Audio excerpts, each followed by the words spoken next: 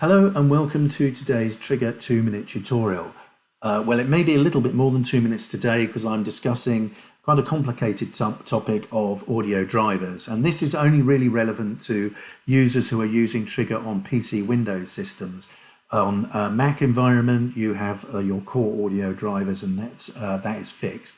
But on a Windows environment, you have a choice between WDMs, Windows drivers for media, or ASIO, audio stream input and output.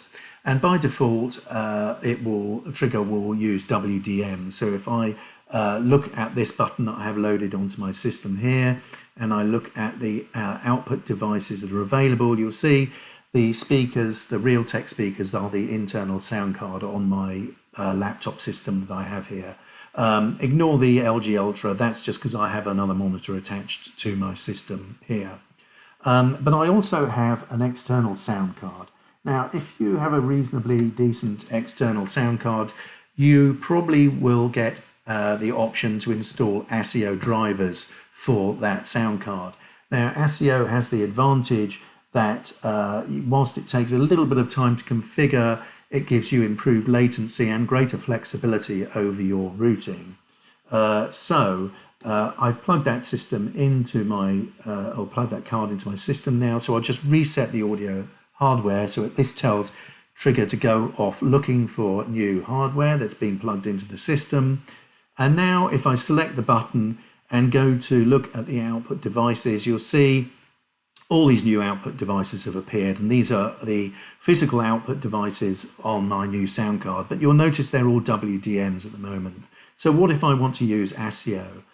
So I have previously installed the ASIO driver on my system, but if we go to environment options and go to the ASIO configuration page, you'll see I've got two drivers available. I've got the one that applies to my internal sound card, and I've also got one that relates to the sound card, the external sound card that I've just plugged in. So if I select that, I now see on the right hand side these purple bars indicate the physical audio outputs on that sound card, if you like.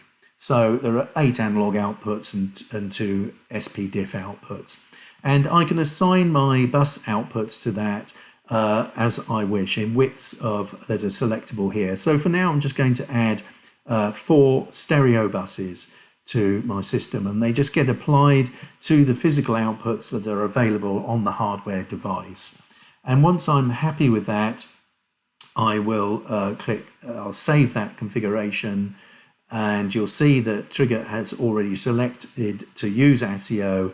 So I click done to that, and you'll see the label up here on the top right changes from WDMs to ASIO, and that indicates, because it's blue, that the ASIO has been set up and configured correctly.